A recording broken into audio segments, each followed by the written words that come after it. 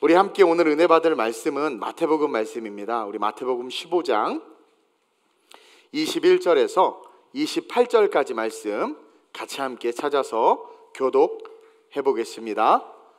마태복음 15장 21절에서 28절입니다. 제가 먼저 봉독합니다. 마이크가 자꾸 소리가 바뀌는 것 같아요. 제가 먼저 봉독합니다. 예수께서 거기서 나가사 두로와 시돈 지방으로 들어가시니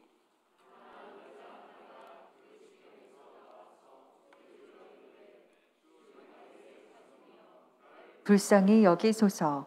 내 딸이 흉악하게 귀신 들려나이다 하되 예수는 한 말씀도 대답하지 아니하시니 제자들이 와서 청하여 말하되 그 여자가 우리 뒤에서 소리를 지르오니 그를 보내소서. 예수께서 대답하여 이르시되 나는 이스라엘 집에 잃어버린 양 외에는 다른 데로 보내심을 받지 아니하였노라 하시니 여자가 와서 예수께 절하며 이르되 주여 저를 도우소서. 대답하여 이르시되 자녀의 떡을 취하여 개들에게 던짐이 마땅하지 아니하니라. 여자가 이르되 주여 올소이다마는 개들도 제 주인의 상에서 떨어지는 부스러기를 먹나이다 하니 함께. 이에 예수께서 대답하여 이르시되 여자여 내 믿음이 크도다. 내 소원대로 되리라 하시니 그때로부터 그의 딸이 나으니라. 아멘. 오늘은 이 본문을 가지고 신앙 그리고 나라는 제목으로 여러분들이 주님 앞에 섰을 때 하나님과 나와의 1대1의 관계 속에서 우리가 어떠해야 되는지를 좀 한번 배우고 점검하는 그런 시간이 좀 됐으면 좋겠습니다. 제가 예전에 누구를 위한 신앙인가, 아마 작년 12월인가 했던 것 같은데 누구를 위한 신앙인가 라는 제목으로 설교를 했어요. 그때 제가 신앙에 대해서 정의를 내려드렸습니다. 어떻게 정의를 내려드렸냐면 신앙이란 나를 넘어, 그러니까 나를 뛰어넘어야 돼요. 나를 넘어 그분에게로 달려가는 것, 그것이 신앙이며 그러한 삶을 살아가는 자들이 신앙인이다 라고 제가 여러분들에게 한번 정리를 해드렸던 적이 있어요. 물론 사전적 의미에서의 신앙은 절대자를 믿고 따르면서 교의, 그 신앙 안에서 가르침을 받들어 지키는 믿음, 그것이 사전적 의미의 신앙이지만 이것을 쉽게 말하면 나를 넘어서 내 생각, 내 고집, 내 습관, 내가 자라온 삶의 컨텍스트 속에서 나도 모르게 배워진 그런 어떤 전통과 습성들, 이 모든 것들, 이성과 지성까지도 뛰어넘어서 내가 배운 학문과 철학과 과학까지도 뛰어넘어서 예수 그리스도에게로 달려가는 것, 그것이 신앙이고 그게 믿음이라는 거죠. 그래서 예수님은요 제자들을 부를 때 선택권을 제자들에게 줬어요. 뭐라고 줬냐면 나를 따르라. 그러니까 따르라고 우리에게 명령하셨지만 따라도 되고 따르지 않아도 돼. 그리고 따르다가 계속 따를 만하네 해서 계속 따르는 사람이 있기도 하고 따르다가 에이 나랑 안 맞아 하고 돌아가기도 했단 말이에요. 근데 돌아가는 놈을 잡아다가 예수님이 막 줄이를 틀고 콧뚜레를 끼워서 막 끌고 가지 아니하고, 가룟 유다 같은 경우 보세요. 따라가다가 예수님이 그렇게 타일렀잖아요. 차라리 태어나지 않았으면 좋았을 것을. 너 그러지 마. 나랑 그릇에 손을 넣는 자가 나를 파는 자야. 너 그러면 안 돼. 그렇게 타이르고 사랑으로 말씀하셨지만 유다가 스스로 선택한 거예요. 자기 이성과 생각과 습성을 버리지 못하고 그것을 가지고 그분을 따르다가 어떻게 된 거예요? 나랑 맞지 않아. 그러니까 그분을 버리고 자기 길로 걸어간 거죠. 만약에 이 신앙이 강제적이고 의무적이고 억압적이라면 어떻게 보면 한 영혼도 안 잃어버리고 다 구원하실 수 있으실 수도 있을 것 같아요. 근데 그것은 하나님의 속성을 모르기 때문에 그래. 만약에 그랬다면 자유의지 자체를 주지 않았겠지. 하나님은 우리가 완전하게 하나님의 전적 은혜로 완벽하게 기동하는 존재가 되기를 원하셨던 거예요. 선택까지도. 그래서 우리에게 선택의, 사실은 축복이거든요. 선택의 축복을 주시고 그 선택의 기회를 가지고 나를 넘어 예수에게로 달려가는 그 신앙인이 되길 원하시지, 로버트처럼 버튼 딱 눌렀더니 Yes Lord, 이게 아니라는 거죠. 그래서 이 신앙이라는 것은요, 저와 여러분들, 이 신앙의 책임은 바로 나에게 있다라는 거야. 우리에게 있다라는 거예요. 뭐 내가 한국에서 태어나가지고 내가 좋은 교회를 못 만나서, 내가 좋은 목자를 못 만나서, 내가 일찍 어려서 신앙생활을 못해서, 부모가 믿음의 세대가 아니어서, 이런 핑계를 주님 앞에 누구도 댈 수 없는 거예요. 신앙은 철저하게 내 책임이고 내가 중요하다라는 거죠. 즉 신앙과 믿음은 여러분들 동일한, 신앙은 믿음이라는 말과 동일한 뜻이에요. 성경에서 동일한 말인데, 그 신앙과 믿음이 생길 수 있도록 우리는 누군가에 의해서 복음을 듣거나 교회로 인도함을 받을 수는 있지만, 궁극적으로 그 신앙과 믿음이 생기고 소유하는 것은 철저하게 그 개인에게 달려있다라는 거예요. 이걸 여러분들이 꼭 기억하시길 주님의 이름으로 축원드립니다. 아멘을 크게 하셔야 은혜가 돼요. 아멘? 아멘. 히브리서 11장 1절에서 2절을 보면 신앙과 믿음에 대해서 정의를 해놓고 있어요. 한번 읽어볼까요? 시작. 믿음은 바라는 것들의 실상이요 보이지 않는 것들의 증거니 선진들이 이로써 증거를 얻었느니라. 여러분, 이게 신앙이란, 믿음이란 그 질문에 대한 답이에요. 즉 신앙과 믿음의 정의가 뭐냐면, 믿음이 곧 신앙인데, 믿음은 바라는 것들의 실상이요 보이지 않는 것들의 증거인데, 여기서 말하는 바라는 것들과 보이지 않는 것들에 대해서 내가 믿는 거야. 내가 그것을 선택하는 거예요. 바라는 것들과 보이지 않는 것들을 내가 선택한 것이고, 그것을 선택한 선진들, 믿음의 사람들이 그것을 선택함으로 말미암아 산 삶으로 신앙이 뭔지 믿음이 뭔지를 증거했다. 따라서 바라는 것들, 보이지 않는 것들은 우리가 낮은 수준에서는 내가 꿈꾸는 꿈, 소망, 기도 제목이지만, 믿음이라는 본질적인 측면에서의 바라는 것들과 보이지 않는 것들, 바라는 것들은 천국 본향, 영원한 천국이고, 보이지 않는 것들은 지금은 아니지만 가까운 시일 안에 도래할 종말, 가까운 시일 안에 도래할 재림의 예수, 그것을 말하는 거예요. 그래서 믿음은 바라는 것들의 실상, 천국의 실상, 내가 들어가는 삶이요 보이지 않는 것들의 증거, 마지막 때 최후의 심판과 재림이 있음을 알기 때문에 보이지 않는 것들에 대한 증거, 예수를 전하는 거야. 보이지 않는 그 재림, 최후의 심판, 그것을 알기 때문에 내가 그것에 대해서 증거하는 삶을 사는 것, 이것이 믿음이고, 선진들, 믿음의 사람들이 그것을 증거했다 해가지고 히브리서 11장 3절 이하부터 그 증거의 삶을 살았던 신앙인들에 대한 이야기가 쭉 나오는 거예요. 그래서 히브리서 11장을 쭉 보면 3절에 보니까 창조를 인정해, 보이지 않는 과거의 태초가 창조된 것들을 인정하고, 4절에 믿음으로 아벨은 가인보다 더 나은 제사를 드렸다라고 이야기하고, 그러니까 보이지 않는 하나님에 대해서 들은 믿음으로 그것이 실제임을 알고 말씀대로 예배를 드렸고, 에녹은 죽음을 보지 않고 옮겨졌고, 7절에 노아는 경고하심을 받아서 방주를 지었다라는 거예요. 또 8절에 아브라함은 갈 바를 알지 못하고 나간 거야. 이게 나를 넘어 그분에게로 달려가는 신앙, 믿음이 있는 자들은 바라는 것, 천국, 그리고 보이지 않는 것, 종말과 재림에 대해서 내가 믿기 때문에 말씀대로 그 삶을 살아간다라는 거죠. 그래서 11장에 보면 그 믿음의 사람들이 쭉 열거되고 있단 말이에요. 정말 신앙이 있고 믿음이 있다면 노아처럼 자신의 이성과 생각을 버리고 무려 100년 동안 산꼭대기에 배를 짓는 게 미치지 않고 어떻게 해요? 근데 그 이성이 거부하는 일이고, 이거는 말도 안 되는 일인데, 신앙이 있다라는 것, 믿음이 있다라는 것은 경고를 받아, 오늘날로 따지면 말씀을 받아 그 말씀대로 삶을 살아내는 거죠.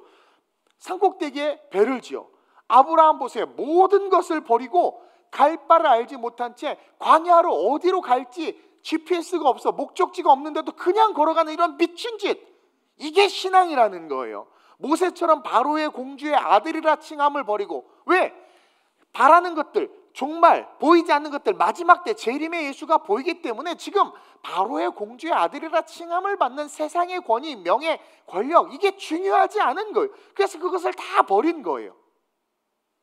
그리고 천국을 바라보며 도래할 종말과 재림을 바라보며 자신을 넘어서 예수님에게로 달려가야 하는 자들, 그러한 자들이 신앙인이어야 된다는 거죠. 그게 신앙생활이라는 거죠. 결론적으로 신앙은요, 철저하게 자기 책임이다라는 것을 가르쳐주고 있는 거예요. 따라합시다. 첫째로 시작. 신앙은 철저하게 자기 책임이다. 이것을 저와 여러분들이 꼭 기억했으면 좋겠어요. 오늘 본문에 문제가 있는 한 여성이 등장합니다. 이 여인은 이방 여인이야. 쉽게 말하면 유대인의 관점에서는 버림받은 여인이고 개처럼 여겨지는 여인이에요. 오늘날로 쉽게 따지면 쓸모없는 인간이다라는 거예요. 근데 그 쓸모없는 인생에 이게 무슨 악재인지, 하나밖에 없는 자녀에게 귀신이 들린 거야. 귀신 들린 불쌍한 딸을 가진 이방 여인이 등장해요. 근데 귀신도 많은 귀신이 있는데 어떤 귀신? 흉악한 귀신. 이 원어로 보면 정말 생명을 위태롭게 할 만큼 아주 악한 귀신이 들린 거예요. 그래서 그 흉악한 귀신이 들려서 그 사랑하는 딸이 겪는 고통을 그 어미가 늘 보고 있는 거야. 그러니까 그 인생 자체가 죽고 싶을 정도의 고통을 받고 있는 딸을 보는 이 여인의 고통은 오죽했겠어. 그러니까 고통과 고통 그 자체의 삶을 사는 여인을 성경이 지금 이야기하고 있는 거예요. 근데 그 여인이 사는 마을에 예수님이 온 거죠. 그래서 자기의 마을에 예수님이 온 것을 알고 예수님에게로 이 여인이 찾아가 간청하는 장면이에요. 우리가 잘 아는 내용이에요. 근데 여기서 우리가 간과하고 있는 내용 중에 한 가지가 뭐냐면 22절에 나오는 문장이죠.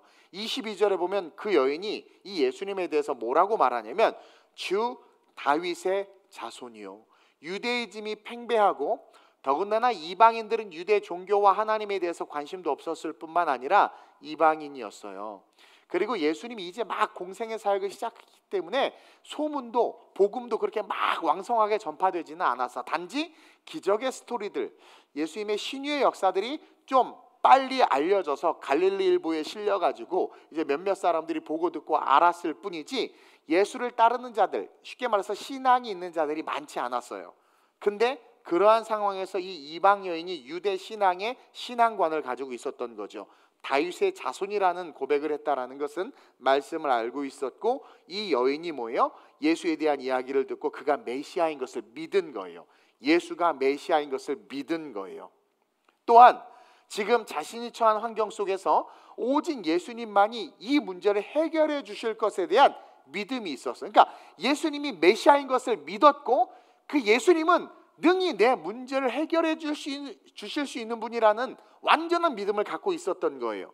즉 로마서에 나오듯이 믿음은 들음에서 나며 들음은 그리스도의 말씀으로 말미암았느니라 하심과 같이 어느 순간 예수에 대한 이 이야기를 이 여인이 듣고 그 여자가 스스로 선택하길 그분은 다윗의 자손이야.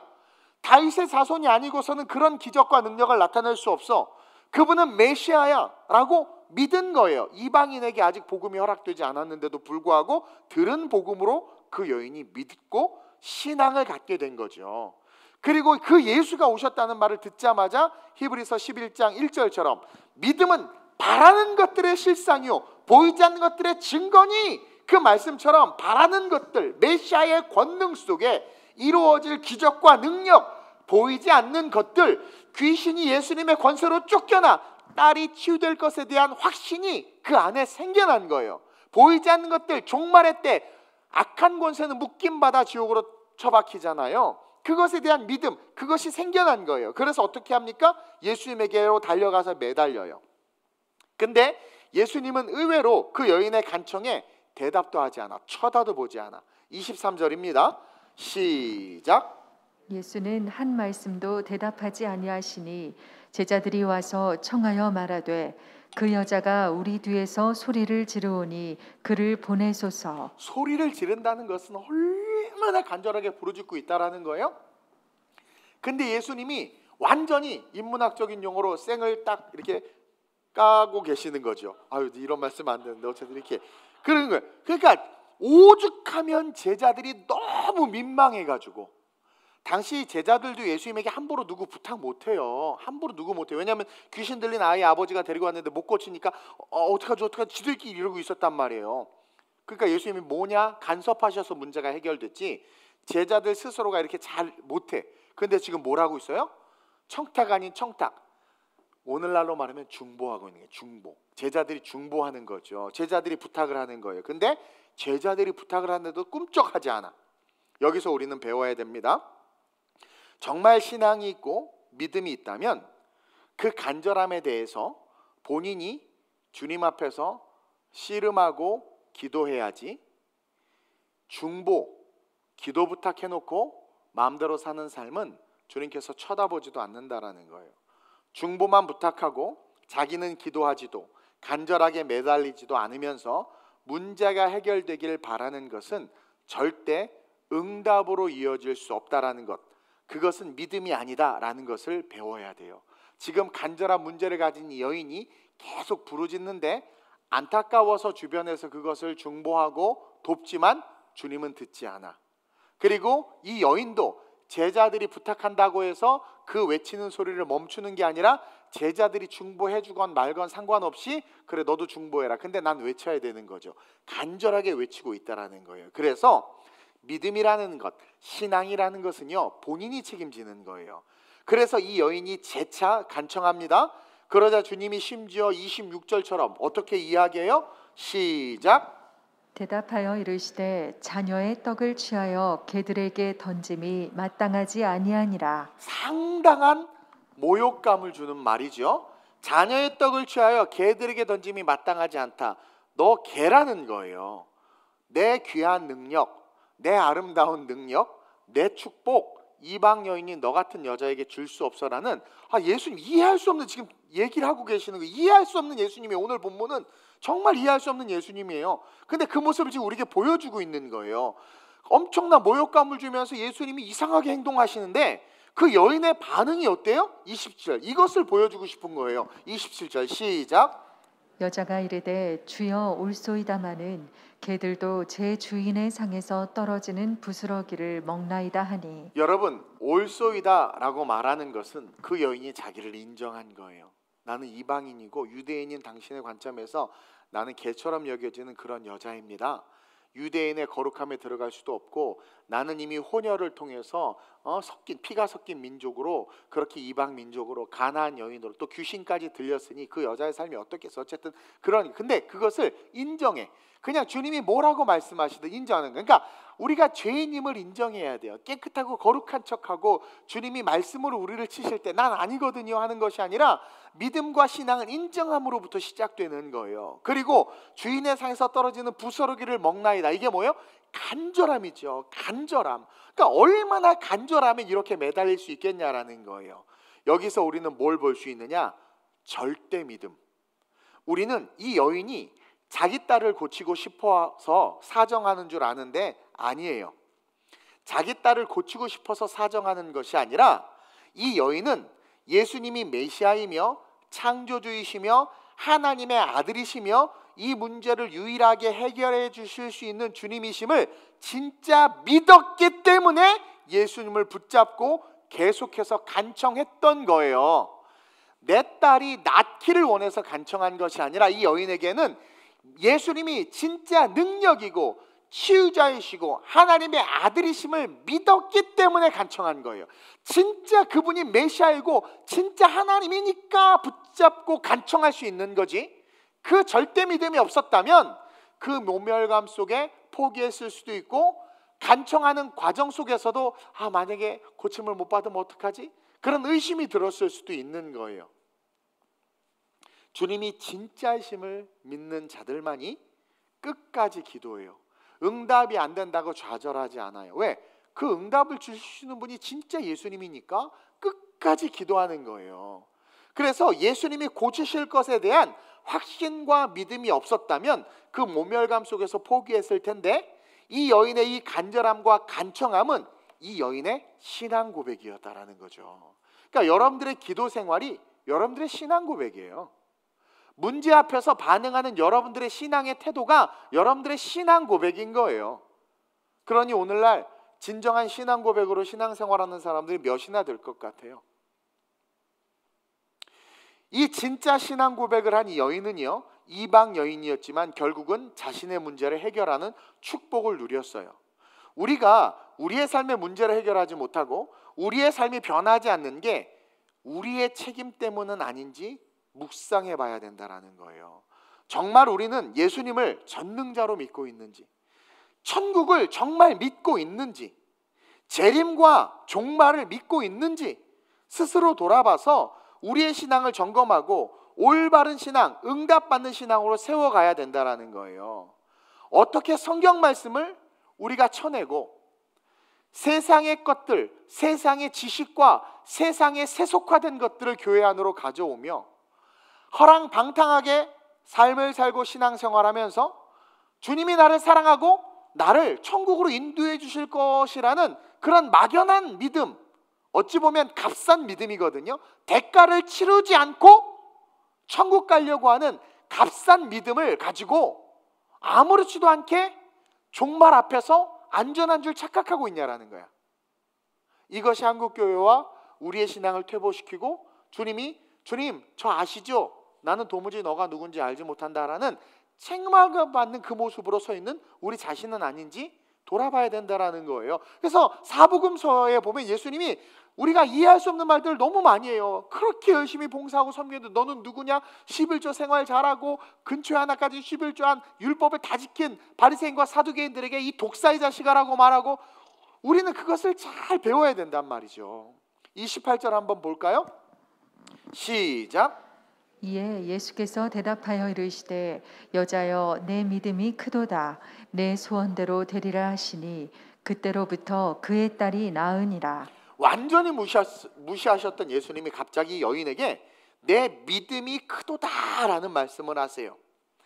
자, 믿음이 크도다라고 하는 이 믿음이 크다라는 것은 히브리서 11장 1절과 또 연결이 되는데 바라는 것들이 실상이 되는 믿음이 되었고 큰 믿음, 내 믿음이 크도다. 그 큰 믿음은 반드시 소원이 이루어지고 그 믿음은 믿음의 선진들과 같이 삶에서 그 믿음이 증거되는 인생이 된다라는 것을 가르쳐줘요. 이것은 완전히 극과 극으로 우리에게 이야기해 주는 거예요. 버림받은 여인, 이방 여인, 개처럼 여긴 여인조차도 신앙이 실제가 될 때, 그 개인이 어떠한 환경에 있든 그 개인이 절대 믿음, 신앙 고백을 할 때 그 여인은 어떻게 돼요? 그 응답을 받는다라는 거죠. 그리고 그 믿음은 정말 큰 믿음이며 삶이 증거가 되는 신앙으로 나타나는 믿음이 된다라는 거예요. 그래서 히브리서 11장에 등장하는 수많은 믿음의 선진들이 바로 이 큰 믿음을 가진 자들이다. 바로의 공주의 아들이라 칭함을 거절하고 갈 바를 알지 못하고 떠났으며 우상 숭배하던 자인데 100년 동안 비도 오지 않는데 산꼭대기에 방주를 만드는 것, 이것이 큰 믿음이다. 이것이 진짜 믿음이다. 우리는요 올 한 해 앞으로 지금 이제 연초 시작인데 올 한 해 이 여인과 같이 실제가 되는 믿음으로 신앙의 책임은 나에게 있음을 기억하며 큰 믿음, 절대 믿음으로 주님께 나아가는 저와 여러분들이 되어야 될 줄로 믿습니다. 교회가 후져서, 설교가 길어서, 목사님이 못생겨서, 음향 시스템이 엉망이어서, 그리고 우리 교회는 행사가 없어서 이게 아니라는 거예요. 신앙은 철저하게 개인의 책임이고 내 책임이다. 이것을 여러분들이 깨닫고 거기서부터 시작해야 절대 믿음, 큰 믿음으로 말미암아 응답의 역사가 이루어지는 믿음의 선진들과 같은 삶이 될 수 있다는 것을 배우시길 주님의 이름으로 축원드립니다. 둘째로 시작. 예수님은 지금 내 앞에 와 계십니다. 24절을 보겠습니다. 시작.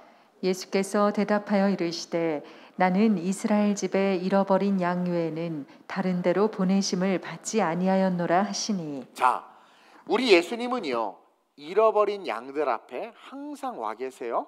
그래서 지금 이 여인 앞에도 사실은 와 계신 것이고 오늘 지금 우리 앞에도 와 계시고 항상 문제와 인생을 살아가는 여러분들의 삶 앞에 우리 예수님이 항상 와 계세요. 성화 중에 제가 좋아하는 성화가 이렇게 문을 두드리는 예수님이죠. 우리 정성훈이가 한번 그려줬으면 좋겠는데 문고리가 없어요. 예수님이 항상 문 앞에 와 계시는 거예요. 노크하는 거죠. 예수께서 대답하여, 안에서 열어줘야 돼. 문고리가 없게 돼. 우리가 열어줘야 돼. 예수께서 대답하여 이르시되 나는 이스라엘 집에 잃어버린 양 외에는 다른 데로 보내심을 받지 아니하였노라. 즉 이스라엘 양 앞에 오시는 예수님이라고 말하는 것 같지만 지금 이렇게 말씀하시는 예수님이 이방 여인 앞에, 가나안 이 여인 앞에 와 있죠. 그러면 죄인이다 스스로를 책망하는 우리 앞에, 죄의 장아찌가 되어 있는 우리 앞에 예수님이 와 계신다라는 거예요? 안 와 계신다라는 거예요? 와 계신다라는 거예요. 근데 이방 여인인 이 가나안 여인은 와 계신 그 기회를 놓치지 않고 붙잡아서 축복을 받은 거야. 예수님이 나는 잃어버린 양 외, 이스라엘 외에는 이방 여인에게는 안 가 그랬어. 근데 안 가 그랬 그렇게 말한 그 여인 앞에 와 있잖아요. 근데 와 있는 그 여인은 그 말, 나는 유대인이 아닌데, 나는 오래된 신자가 아닌데, 나는 이제 막 새 신자인데, 나는 불교에 갔다가 귀했다 온 사람인데, 이런 이상한 핑계를 대면서 하나님 앞에 낮은 자존감으로 등을 돌리는 신앙이 아니라, 아무리 그렇게 말씀하셨어도 지금 내 앞에 계신단 말이에요. 그러니까 이 여인이 그 기회를 놓치지 않고 예수를 붙잡은 거예요. 유대인들은, 서기관과 바리새인들은 자신들의 고상함과 이성과 지성 얼마나 오래 배웠어요. 누구 문화생인회부터 시작해서. 그러면서 그 지성과 이성으로 자기 앞에 와 계신 예수님을 보지 못하고 늘 그 예수님을 놓치는 삶을 살고 있었다라는 것을 반어법적으로 이야기하고 있는 거예요. 나는 이스라엘의 잃어버린 양 외에는 가지 않는다. 그래서 유대인들 앞에 왔는데 정작 그 유대인들은 자신들의 앞에 오신 예수님을 놓쳐버렸잖아. 바리새인과 사두개인들은. 근데 그 여인은 이방 여인인데 자기 앞에 오신 예수님을, 자기 동네에 오신 예수님을 놓치지 않고 붙잡았다라는 거예요. 그게 마태복음 15장 전체에 나와 있어요. 마태복음 15장 전체. 지금 우리가 15장을 후반부를 읽고 있는데 그 전체 장로의 전통들로부터 이어진 이야기 속에서 예수님이 가나안 여인의 이야기를 끄집어내시고 있단 말이에요. 그래서 마태복음 15장 1절에서 3절에 보면 시작. 그때 바리새인과 서기관들이 예루살렘으로부터 예수께 나와 이르되 당신의 제자들이 어찌하여 장로들의 전통을 범하나이까? 떡 먹을 때 손을 씻지 아니하나이다. 대답하여 이르시되 너희는 어찌하여 너희의 전통으로 하나님의 계명을 범하느냐? 아니 지금 예수님이 바리새인과 사두개인들 앞에 서 있는데, 그러면 믿음은 바라는 것들의 실상이요, 그 예수님을 붙잡고 그 예수님을 의지해야 되는데 지금 어떻게 하고 있어요? 따지고 있죠. 유대인 바리새인들이 자기의 이성과 지식으로, 그리고 자기네들이 아는 율법으로, 아니 예수님 당신의 제자들은 왜 모세 율법을 어깁니까? 손을 씻고 떡을 먹어야죠. 지금 손 씻고 떡을 먹냐, 손 안 씻고 떡을 먹냐, 그렇게 중요해요? 여러분들 들어올 때 손 소독했어요, 안 했어요? 안 하면 내보내고, 하면 들여보내고. 지금 그게 중요한 게 아니잖아요. 예수님이 앞에 있는데 예수님이 앞에 있는 것에 대한 인식이 없다라는 거, 이게 오늘 한국교회와 우리의 문제라는 거죠. 앞에 계시는 그 예수님에게 집중하는 게 아니라 지금 전통, 우리의 이성, 관습, 이것에 더 주목하는 거야. 하나님이 예배를 원하시는 것에 집중하는 것이 아니라 나 예배 간 거 옆집 아줌마가 알면 어떡하지? 이게 더 중요해졌단 말이에요. 그래서 주님이 뭐라고 말해요? 너희는 어찌하여 너희의 전통으로 하나님의 계명을 범하느냐? 꾸짖죠. 이게 쉽게 말하면 너 왜 신앙이 없어? 이거예요. 너 왜 신앙이 없어? 네 주인은 전통이니 하나님이니? 너 그렇게 똑똑하고 고상하고 디그리도 디글디글 많은데, 그래 네 주인은 디글이니 말씀이니? 물어보는 거예요. 너 친구가 한테 주워 들은 말, 그 말이 네 주인이니? 설교에서 강단에서 흘러나온 하나님의 말씀이 네 주인이니? 미디어, 매스미디어, 뉴스에서 말하는 그 이야기가 네 삶의 주인이니? 너에게 말씀하시는 성령님과 성경 말씀이 네 삶의 주인이니? 오늘날 많은 사람들이 바리새인과 유대인들처럼 내 앞에 서 계신 예수님은 못 보고 그 예수님 앞에서 우리가 옳다고 생각하는 것들을 가지고 예수님에게 자꾸 질문을 던지고 있다는 거죠. 그래서 그 바리새인들에게 서기관들을 꾸짖는 거예요. 너 신앙이 없구나. 신앙이 있다면 너를 넘어서, 네 생각과 이성과 미디어를 넘어서 그분에게로 달려가야 하는데, 그분의 말씀을 말씀으로 믿고 네 신앙을 세워가야 하는데 너의 이성과 지성으로 예수를 시험하고 있구나, 이야기하는 거예요. 기독교 단체인 CBS는 이제는 기독교 단체는 아니죠. 근데 그 CBS에서 제작해서 방영하는 유튜브 그 방송 중에 잘잘법이라는 게 있어요. 잘 먹고 잘 살자는 법이 아니라 잘 믿고 잘 사는 법이라는 잘잘법. 여러분들 뭐 유튜브 이제 목사님들 이렇게 메시지들을 이렇게 해서 보여주는 그런 건데, 그게요 지금 잘못된 내용으로 엄청나게 크리스천들을 미혹하고 있습니다. 절대 보면 안 돼요. 그게 진화론 정도는 우리 믿는 사람들이 믿어줘야 된다라는 거예요. 그게 그릇이 크대. 성경과 말씀이 기준이 아닌 거죠. 영성이 전혀 없는 거예요. 거기 나오는 분들, 문제 있는 분들이 엄청나게 많아요, 여러분들. 근데 너무나 거기서 또 은혜를 받고 있어. 목회자들은 절대 안 보고 그거에 대해 비판을 많이 하는데, 평신도들은 뭘 모르니까 그 잘잘못 보고 은혜를 많이 받는데 아주 악한 내용이 많이 들어있어요. 여러분들 보지 마세요. 그러니까 영성이 없는 거예요. 영성. 그래서 여러분 영성이 뭔 줄 아세요? 영성하면 그분이 오셨어요 막 그래서 이 막 능력이 나, 이게 아니라 여러분 성경적인 영성은요, 영성의 핵심, 스피리추얼 파워, 영성의 핵심은 하나님의 말씀을 믿는 것으로부터 시작해요. 그래서 그 말씀을 믿기 때문에 말씀대로 살아갈 수 있는 삶을 가진 자들이 영성이 있는 자들이야. 그러니까 영성 있는 자들은 마루야 어젯밤에 너 그 짓 했지 막 이렇게, 너 아내 지갑에서 돈 훔쳤지 뭐 그걸 알아내고 저기 아파트를 사야 돼, 이게 영성 랄랄랄라 막 하면서 이게 영성이 아니라는 거예요.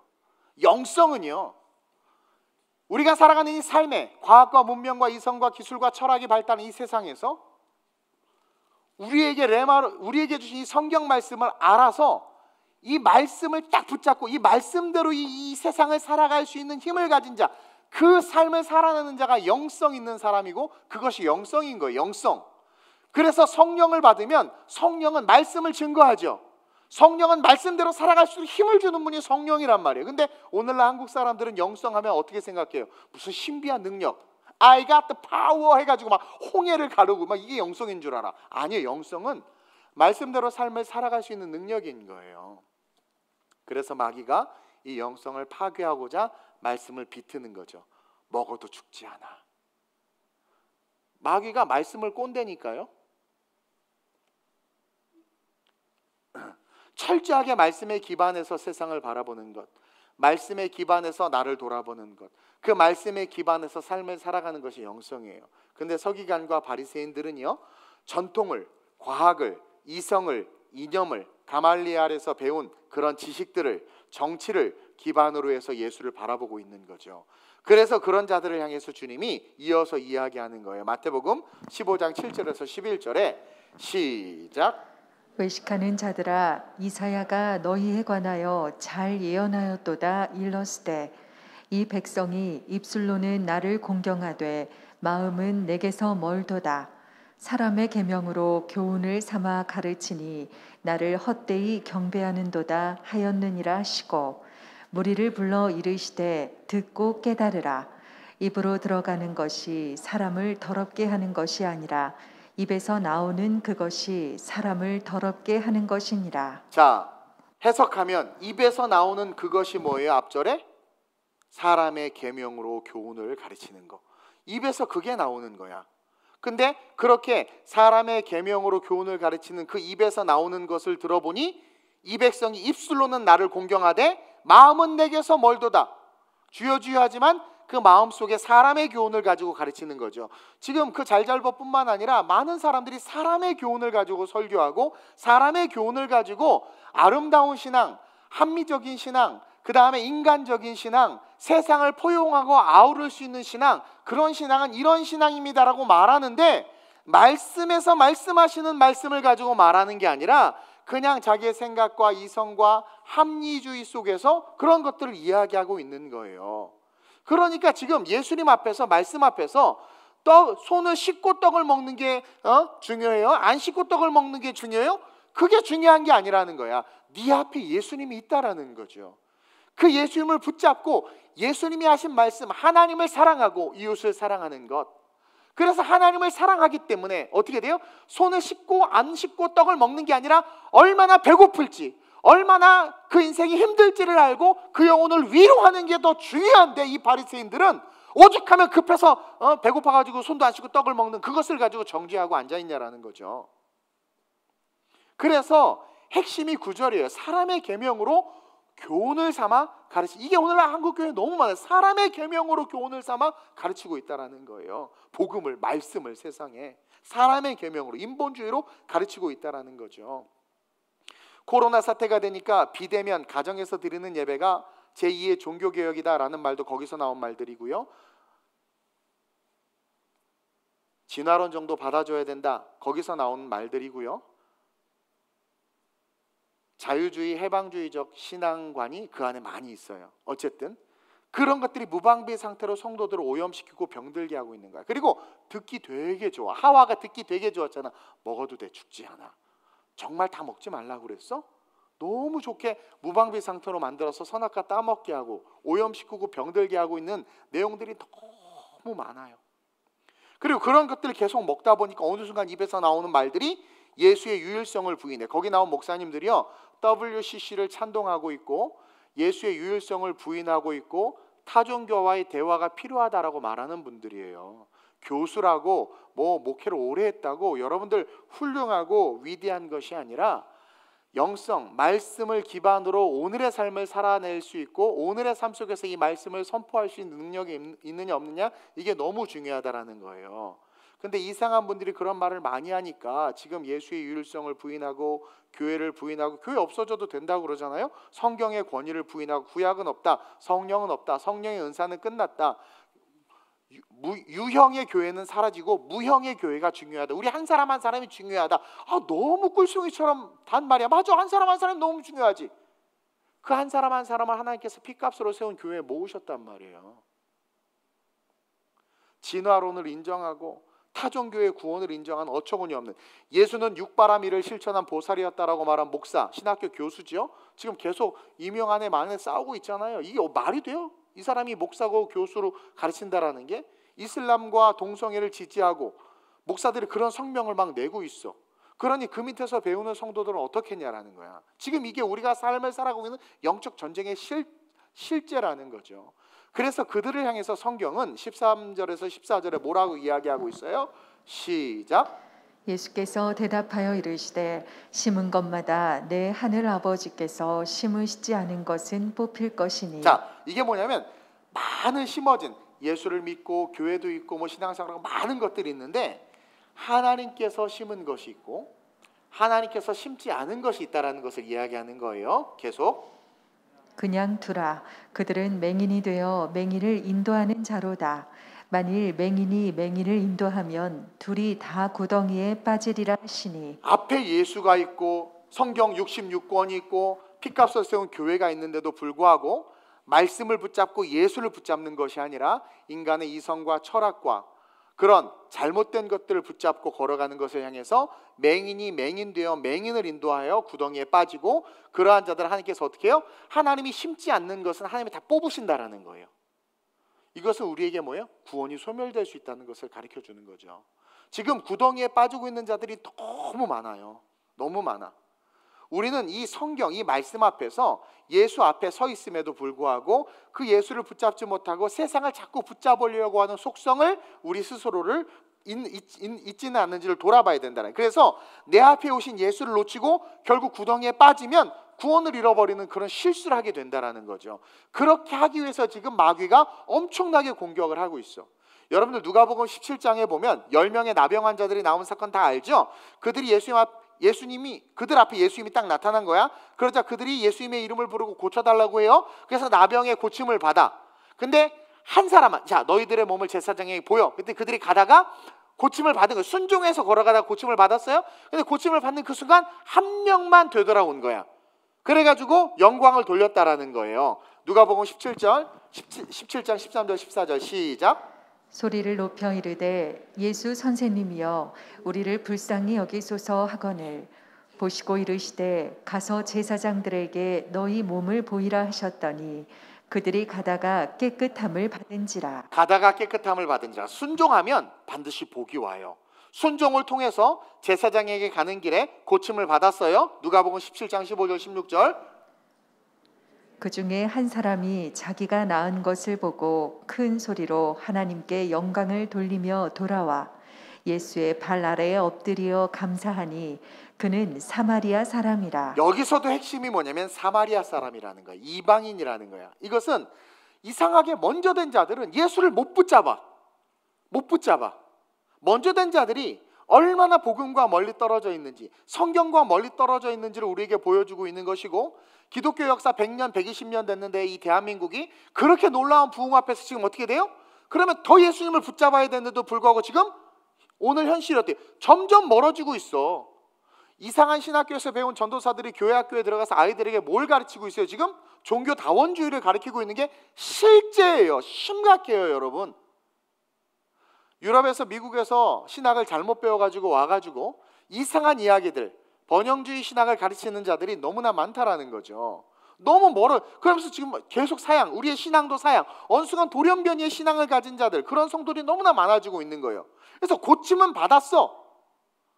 고침은 받았지만 구원은 예수 앞에 선 이 사마리아 사람 한 사람만 얻은 거야. 우리가 인생을 살다가 은혜도 받고 기도 응답도 받고 축복도 받았어. 근데 천국 가는 사람은 10명 중에 1명밖에 없다라는 거예요.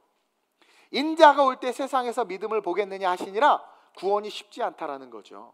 예수 놓치면, 성경 말씀 놓치면 끝이라는 거예요. 어찌 보면 이 모든 말씀은 유대인들을 향한 주님의 간절한 바람인 거예요. 이방인들도 이런데 먼저 된 너희들은 왜 이 모양이냐? 왜 이 모양이냐? 제가 계시록을 강의하면서 말씀드렸죠. 계시록에 나온 14만 4천 명은 숫자적 14만 4천 명이 아니라 이스라엘의 12지파를 상징하고 잃어버린 유대인들을 하나님께서 구원하시겠다라는 거예요. 그래서 유대인들은, 이 멍청한 유대인들은 먼저 예수님이 그들의 민족 가운데 오셨고 그들 앞에 서 있었지만 결국 그 예수님을 놓치고 있다가 이방인들의 수가 다 찰 때까지 그들이 다 천국에 올라가고 나서야 어떻게 돼요? 그때서야 14만 4천 명이 구원받아. 유대인들이 구원받는 거예요. 이 어리석음. 그래서 성경은 다 이어지고 있는 거예요.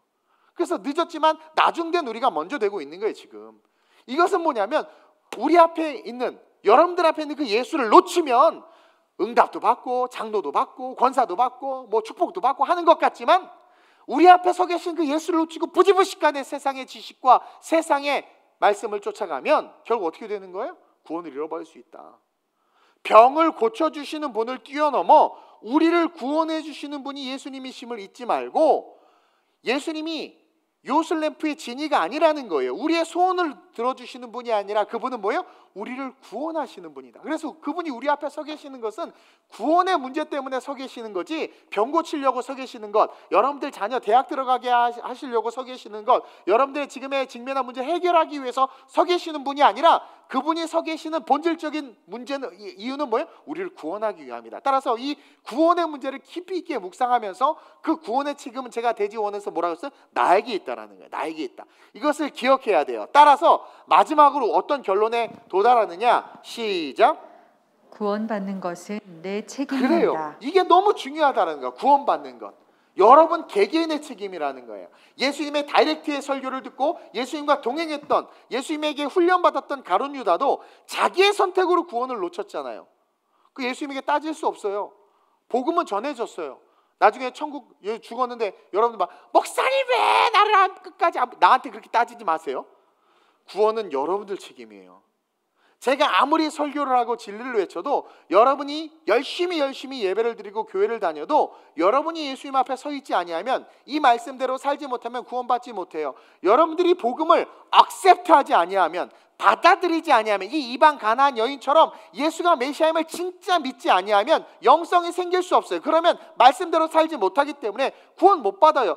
구원은 누구도 책임지지 않아요. 여러분들이 책임지는 거예요. 인자가 다시 올 때 믿음 있는 자를 보겠느냐? 나더러 주여 주여 하는 도무지 나는 네가 누군지 알지 못하겠다. 여러분, 이거 심각한 말씀이란 말이에요. 그래서 목사는 성경이 말하고 성령이 인도하는 범위 안에서만 올바른 진리를 선포해야 되고, 성도들은 아멘으로 그 진리의 말씀을 믿고 받아서 옛사람을 벗어버리고 새 사람을 입어야 된다라는 거예요. 설교의 강단은 인문학을 가르치는 곳이 아니고 철학을 가르치는 곳이 아니고 적당하게 세상 속에서 아름다운 삶을 사는 것을 가르치는 것이 아니라 말씀대로 무엇이 죄고 무엇이 죄가 아니고 험난한 세상을 우리가 어떤 기준으로 살아야 되는지를 오직 기록된 말씀을 기준으로 해서 선포되어져야 되는 것이 설교이고 강단이란 말이에요. 그리고 성도들은 그 말씀을 받고 그것이 내 이성과 감정과 내 생활 습관과 맞지 않는다고 해서 쳐내는 것이 아니라, 그래서 자기 귀에 듣기 좋은 선생을 쫓아가는 게 아니라, 그게 거짓 선지자란 말이에요. 그렇게 쫓아가는 것이 아니라 말씀 앞에 나를 깨고 그 말씀으로 말미암아 내 앞에 서 계신 예수님을 매주 붙잡아서 끊임없이 내 구원을 이루어가고 완성할 수 있는, 바울 같은 사람도 내가 남은 구원하고 내가 도리어 버림받을까 두렵다고 말했는데, 그만큼 구원이 쉽지 않은 건데 저도 두렵고 떨린단 말이에요. 저도 목사이지만 두렵고 떨리는데, 우리는 너무나 방종한 삶을 살고 유튜브에 미친 목사님들이 나와서 이상한 이야기를 듣는데 성도들이 다 아멘 하고 앉아있고, 심지어 김동호 목사님 같은 경우도 동성애를 지지하고 악한 짓을 하는데도 저도 은혜 받았단 말이에요, 그분에게 예전에. 근데 이런 잘못된, 그러니까 누구나 변할 수 있는 거예요. 제가 예전에 그랬죠. 제가 복음 아닌 다른 설교하면 여러분들은 바로 나를 떠나야 돼요. 여러분들의 영생의 문제가 달려있기 때문에. 근데 우리는 복음 아닌 것을 전해도 예전에 그 은혜 받은 것 좋은 분이라고 해서 계속 쫓아가는 거야. 계속 쫓아가는 거야. 큰 교회 유명하면 다 진리인 줄 아는 거죠. 내 구원은 내가 책임져야 되는 거예요, 여러분. 그래서 우리는 말씀을 늘 읽고 늘 묵상하며 말씀 안에 서 있어야 되고, 목회자도 성령보다 앞서서는 안 되고 말씀보다 앞서가서는 안 된다라는 거죠. 요즘 정말 심각하게 거짓 선생들이 자꾸 등장하고 있어요. 교묘하게 여기저기서 등장하고 있어요. 제가요, 예전에 뉴스를 많이 보다가 요즘에는 뉴스를 끊고 설교들을 많이 이렇게 봐요. 유튜브 볼 때마다 제가 깜짝 놀라는 게 한두 개가 아니에요. 그래서 어떻게 해? 근데 또 말하면 또 고소당할까 봐, 또 이것도 얘기하면 우리 성도들 그분 좋아하는데 또 나를 싫어하겠구나, 떠나면 어떡할까, 뭐 여러 가지 생각이 드는 거죠. 근데 너무나 교묘하게 여기저기서 등장하고 있어요. 코로나 시국에 예배를 쇼로 만들어서 어떤 요즘에 많은 교회들이 우울하고 하니까 성도들 예배 끝나고 추첨 있습니다 해서 예배 끝나고 추첨해서 쿠폰 줘. 치킨 쿠폰, 커피 쿠폰. 그리고 이렇게, 그러니까 우울하니까 이해는 하겠어. 그래서 나도 우울하니까 좀 웃겨보려고 했다가 여러분들이 반응이 없어서 내려놨는데 이해는 하겠어. 근데 예배를 쇼로 만들어 버렸어요. 온라인 예배하는 분들 지금 바로 문자 주시면 뭐 이렇게 하겠다고 하고, 근데 너무 놀래요. 근데 성도들도 반응 너무 좋아. 예배는 문화인가? 문화가 예배의 자리에 문화가 들어올 수 있는가? 저도 신학적으로 고민을 하는 거죠. 예배 의식이 사라져가고 있는 거예요. 거짓 교사, 거짓 선생들, 그들은 목적이 있어요. 분명한 목적이 있는데 하나님이 우리에게 주신 것을 누리지 못하게 하는 게 거짓 교사와 거짓 선생들의 목적이라는 거예요. 저도 젊을 때 그랬죠. 우리 젊은이들 세련된 예배 되게 추구하자. 세련된 예배. 그래서 그 세련된 예배가 뭐냐 이거야. 세련된 예배가 철학자를 이야기하고, 세련된 예배가 뭐예요? 이게 다 없애버리고 PPT 띄워가면서 막 이게 세련된 예배인가? 그걸 추구했어요. 우리는 세련된 예배를 추구하는 것이 아니라 말씀의 예배를 추구해야 되는 거예요. 근데 자꾸 바뀌고 있고 그 조류에 부지부식간에 이렇게 휩쓸려 가고 있는 거야. 베드로후서 2장 1절 한번 볼까요? 시작. 그러나 백성 가운데 또한 거짓 선지자들이 일어났었나니 이와 같이 너희 중에도 거짓 선생들이 있으리라. 그들은 멸망하게 할 이단을 가만히 끌어들여 자기들을 사신 줄을 부인하고 임박한 멸망을 스스로 취하는 자들이라. 이단은 같은 경전을 쓰지만 그 끝이 다른 게, 다르리 끝단자 끝이 다른 게 이단이에요. 즉 같은 성경을 쓰고 같은 찬송을 부르고 같은 교리를 갖고 있지만 그 교리의 끝이 다른 게 이단이란 말이에요. 그러니까 이단은 타 종교랑은 달라요. 교회 안에 지금 이단들이 많아. 근데 이 거짓 선생들이 하는 짓이 그거라는 거예요. 가만히 이단을 끌어들여 자기들을 사신 주를 부인하고, 이게 뭐예요? 우리 앞에 서 계신 예수님을 못 보게 하는 거야. 앞에 서 계신 예수님을 봐야 되는데 예수님보다 사회에서 하는 말, 사람들이 하는 말, 세상에서 하는 말, 그리고 예수님이 앞에 있는데 내 형편, 내 처지, 예수님이 나보고 개라고 그랬어. 그래서 안 가. 이 여인 근데 개다라고 했는데도 맞습니다. 당신은 저에게 그렇게 말해도 됩니다. 당신은 내 앞에 서 계신 예수입니다. 저는 당신 붙잡을 거예요. 이게 돼야 되는데 우리는 너무나 감정과 기분에 휩쓸린다라는 거죠. 이어서 마태복음 7장 15절 16절 볼까요? 시작. 거짓 선지자들을 삼가라. 양의 옷을 입고 너희에게 나아오나 속에는 노략질하는 일이라.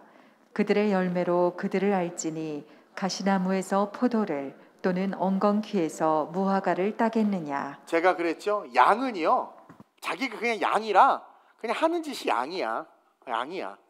근데 이리는요, 일이잖아 자기가. 그래서 양의 탈을 썼잖아. 그래서 양처럼 해야 되는 거야. 그래서 더 막 양처럼 더 이래. 막 그러니까 더 은혜 있는 것 같고 막 더 그래. 더 그래. 그래서 몰라, 속는다라는 거야.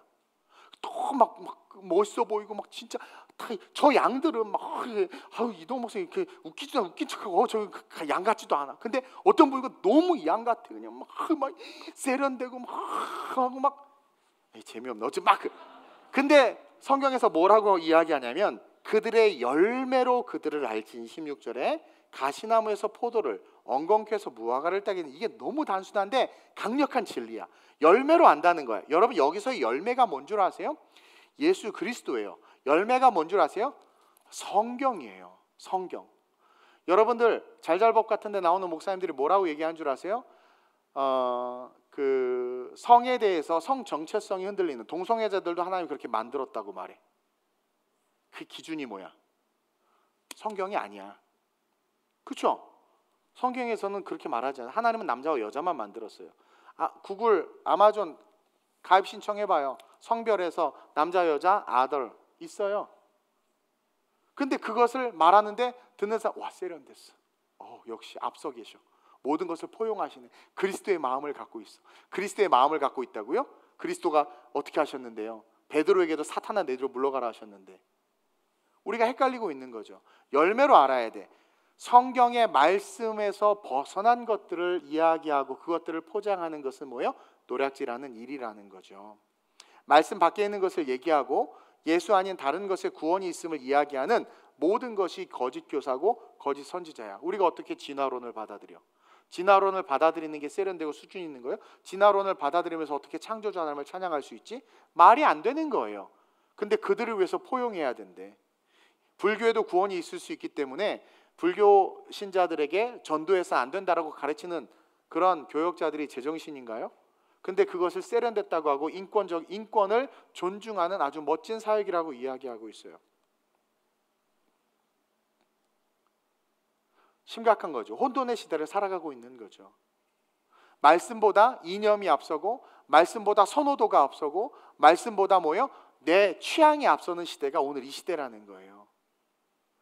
따라서 우리는 이런 혼돈의 시대에 오직 진리인이 말씀만을 붙잡으라는 오늘의 이 메시지를 가슴 깊이 새겨야 돼. 그래야 흔들리지 않아. 이사야 40장 8절과 같이 풀은 마르고 꽃은 시드나 우리 하나님의 말씀은 영영이 선다고 그랬어요. 말씀을 붙잡아야 우리의 인생도 영영이 서는 거예요. 세상이 교회를 뭐라고 말하든 세상이 복음에 대해서 예수에 대해서 뭐라고 말하든 어떤 모멸과 멸시가 오든 우리는 예수 그리스도를 포기하지 말아야 돼. 제가 나온 신학교도 지금 아주 잘못된 사상을 가진 자를 이사로 선임 안에 만회를 가지고 싸우고 있고 데모하고 있고 뭐 총신, 감신 할 것 없이 지금 뭐 모든 신학교들의 문제들 신학교 안에 동성애 서클이 생기고 있고 그것들을 인정해 줘야 된다고 말하고 있고 지금 세상이 말세지말이에요. 지금 이러한 상황에서 우리는 무엇보다도 내 앞에 서 계신 예수님만을 똑바로 바라볼 수 있는 그런 저와 여러분들이 돼야 돼요. 즉 성경적 세계관을 포기하지 말아야 돼. 그래서 제가 우리 청년들한테 성경적 세계관과 영적 전쟁에 대해서 세미나를 하려고 하는 건데 이 성경적 세계관을 포기하지 말아야 돼. 그래서 오직 예수를 붙잡고 내 믿음이 크도다라는 칭찬을 받으면서 세상에 믿음의 선진들로 증인들로 일어서야 될 줄로 믿습니다. 교회는 서커스단이 아니고, 교회는 예능 프로그램을 만드는 곳이 아니고, 교회는 살아계신 하나님을 예배하는 곳이에요. 여러분, 구원은요 누가 해주는 게 아닙니다. 이미 주님은 십자가로 구원의 문을 열어놓으셨어요. 목사는 돕는 자예요. 구원은 여러분들의 책임이라는 거죠.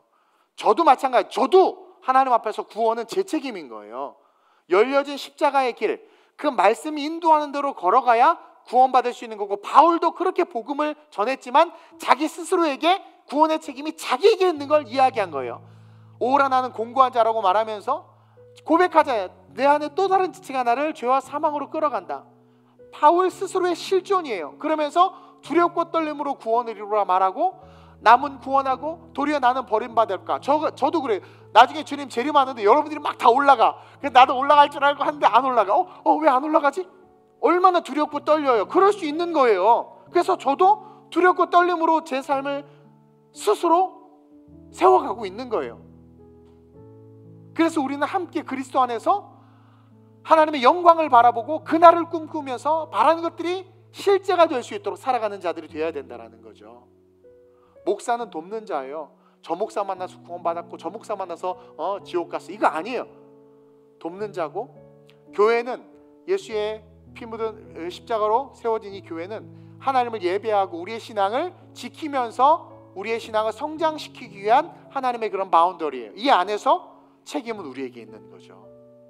가룟 유다도 책임은 자기에게 있는. 예수님이 그럼 건졌어야지. 근데 그냥 죽었어. 자살해서 죽었어.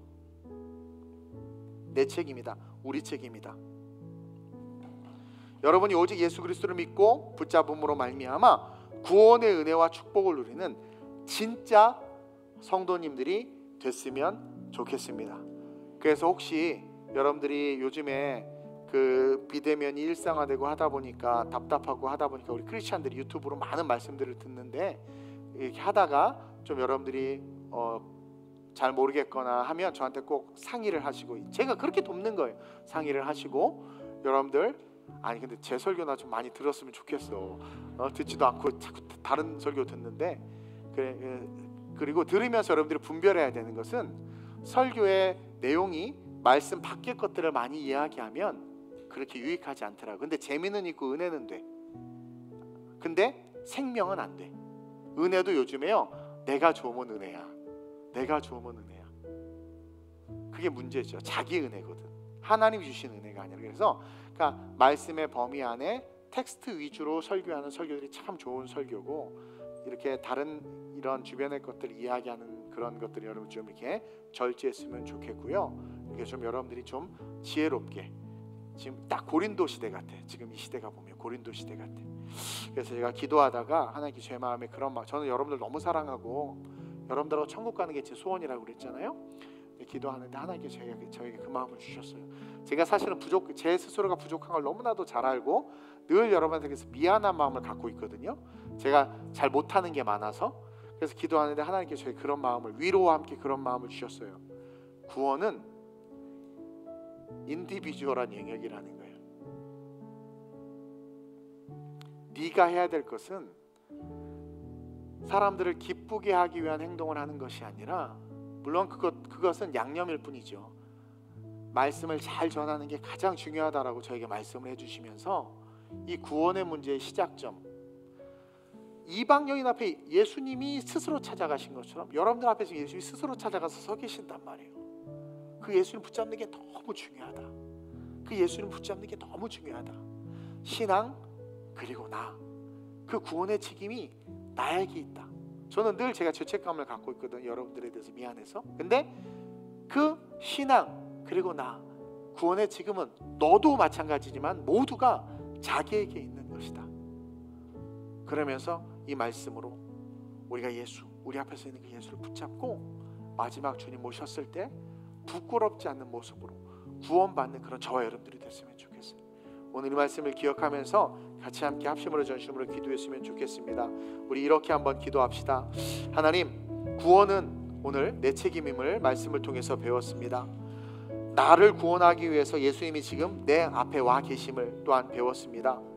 따라서 신앙은 철저하게 내 책임이며 구원 또한 내 책임임을 알기에 내 앞에 계신 예수님, 오직 말씀만 붙잡고 말씀 안에서 우리의 삶이 기경되어져서 우리의 죽음이 언제 올지 모르는데, 당장 내일 우리의 인생의 끝이 올 수도 있는데, 그 끝 앞에서 하나님 구원받는 자로 내가 서 있을 수 있게 해달라고 오늘 각자를 위해서 기도합니다.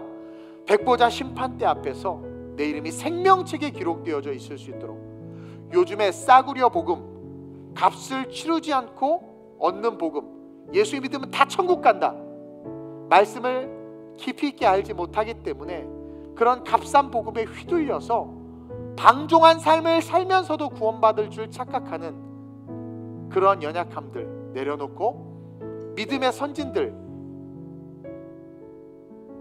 100년간 방주를 짓고 바로의 공주의 아들에라 칭함을 거절하고 갈 바를 알지 못하고 떠나고 모든 재산을 팔아 사도들의 발 앞에 두고 기꺼이 순교를 감당했던 게 신앙인데, 그런 것들은 단 1도 할 수 없으면서 주님은 사랑이셔, 나는 천국 갈 거야 라는 이상한 복음을 가지고 이 여인처럼 간절하게 기도도 못하면서 그렇게 구원에 대해서 잘못된 확신을 가지고 있다면 하나님 내려놓게 하시고, 내가 하나님 앞에서 철저하게 말씀 중심으로 청교도의 영성을 가지고 하나님 앞에 거룩한 모습으로 그렇게 우리의 삶이 기경되어져서 축복의 삶을, 큰 믿음을 소유한 자로 응답의 삶을 살아갈 수 있는 우리가 될 수 있기를 위해서, 우리 교회를 위해서, 우리 각자의 신앙을 위해서 이 시간 주님을 한번 부르고 합심으로 전심으로 기도합니다. 주여, 할렐루야. 좋으신 아버지 하나님 감사합니다. 마지막 때가 점점 가까이 다가오고 있습니다. 하나님, 이 마지막 때에 우리의 삶에 하나님의 말씀 위에 다른 것들이 우리의 영혼을, 우리의 마음을, 우리의 심령을 회파하고 있고 우리를 어둠으로, 우리를 죽음으로 몰아가고 있습니다. 깨어있게 하여 주옵소서. 깨어있게 하여 주옵소서. 깨어있게 하여 주옵소서. 성령으로 말미암아 내 앞에 서 계신 그 예수를 온전히 바라보고 그 예수님만을 붙잡고 그 예수님으로 말미암아 구원의 확신을 가지고 삶을 살아갈 수 있는 진짜 크리스찬, 진짜 성도들이 될 수 있도록 주님 역사에 주옵소서. 신앙 고백하는 우리 성도들이 되길 원합니다. 신앙 고백하는 성도들이 되길 원합니다. 말씀 안에서 말씀으로 일어서는 자들이 되길 원합니다. 예수가 메시아임을 믿기에 간절하게 그 메시아이신 예수를 붙잡고 옛사람 모든 것들, 과거와 우리의 죄된 것들은 후회하여지고 하나님의 은혜 속에서 새 사람을 입어 성령으로 말미암아 거룩하게 일어나는 자들이 우리가 될 수 있도록 주를 붙잡아 주옵소서. 롤로이어와 열로이어 슬루디아 발라이아마 아름다운 우리의 모든 성도들에게 기름 부어 주옵소서. 성령으로 함께하여 주옵소서. 우리 모든 성도들에게 하나님의 말씀으로 인한 기쁨이 차고 넘치게 하여 주옵소서. 하나님의 말씀으로 인한 기쁨이 차고 넘치게 하여 주옵소서. 성령으로 말미암는 기쁨이 차고 넘치게 하여 주옵소서. 오직 살아 역사하신 주님으로 말미암아 하나님 기쁨, 하나님 기쁨과 소망을 누리고 살아가는 거룩한 자들이 되게 하여 주시옵소서. 우리를 뛰어넘어 예수에게로 달려가게 하여 주옵소서.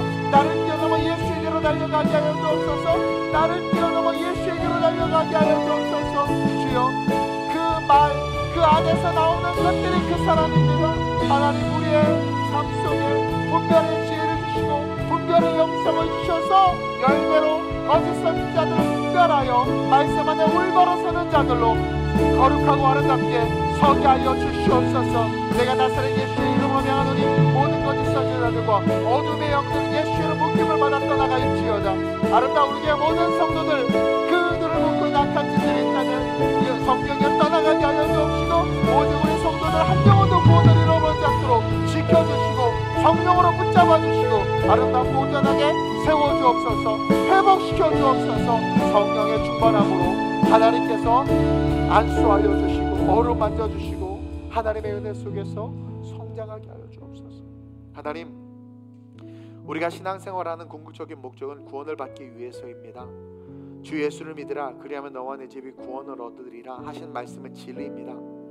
그래서 그 예수를 믿으면 물과 성령으로 거듭나게 되고, 성령은 예수를 증거하는 영이기에 하나님께서 우리에게 주신 말씀을 지키게 됩니다. 그리고 삶의 모든 기준이 말씀에 맞춰져 말씀대로 살아가고 말씀대로 행하는 것, 그것이 신앙이며 그 삶이 완전한 구원을 이루는 삶이 됨을 고백합니다. 등불과 기름을 함께 준비하며 깨어 있으며 주님 다시 오실 그날을 알기에 기도하며 살아가는 진짜 신앙인이 주님께서 기뻐하는 그런 신앙인인데, 오늘날 우리는 우리를 뛰어넘지 못하고 우리의 이성과 생각과 감정과 우리의 경험과 습관과 전통을 뛰어넘지 못하고 당신에게로 달려가지를 못하고 있습니다. 등불만 준비하면서 그렇게 신앙생활 잘하는 줄 알고 살아가고 있습니다. 또 입술에서 나오는 것이 우리를 더럽힌다고 했는데, 그것들을 듣고 오늘날 세상 가운데 거짓 선지자들과 거짓 교사들이 너무나 많이 일어나 미혹하며, 주님께서 예언하신 대로 말세에 거짓 선지자들이 등장한다고 했는데 그들이 성경을 기반으로 우리를 미혹하고 있습니다.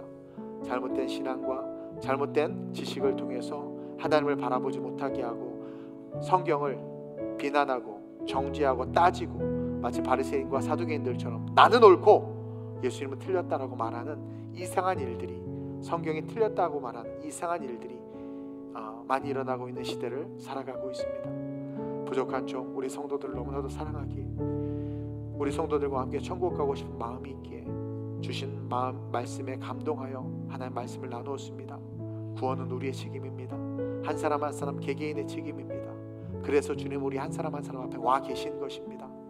우리 앞에 와 계신 그 예수를 꼭 붙잡고 우리의 처지가 어떠하든 절대 믿음을 가지고, 이 여인이 예수를 완전하게 믿었기에 어떠한 가슴 아픈 말을 들어도 말씀이 내 생각을 거슬리게 하고, 말씀이 나를 아프게 하고, 말씀이 내 가치관을 잘못됐다 말해도 맞습니다, 맞습니다, 당신이 옳습니다 말하며 오직 말씀에 붙잡힌 바 되어 그 말씀을 붙잡음으로 귀신 들린 자녀가 고침을 받음과 같이, 자기의 소원이 이루어짐과 같이 진짜 믿음, 절대 믿음을 가지고 험난 이 세상에서 응답과 축복의 삶을 사는 자들, 그리고 그 끝 언제 죽을지 모르지만 죽음 이후에 주님 앞에 섰을 때 부끄럽지 않는 모습으로 나는 도무지 네가 누군지 알지 못하겠다 하는 충격적인 말을 듣는 것이 아니라 사랑하는 자야, 내가 너를 사랑한다 말씀하시며 품에 안고 천국으로 인도함을 받는 축복을 누릴 수 있도록 우리 성도들 하나님께서 강하게 세워주시고 말씀과 성령으로 인도하여 주셔서 완전한 구원을 누릴 수 있는 주님의 백성 되게 하여 주옵소서. 감사함을 드리며 좋으신 예수님의 이름으로 기도드립니다. 아멘.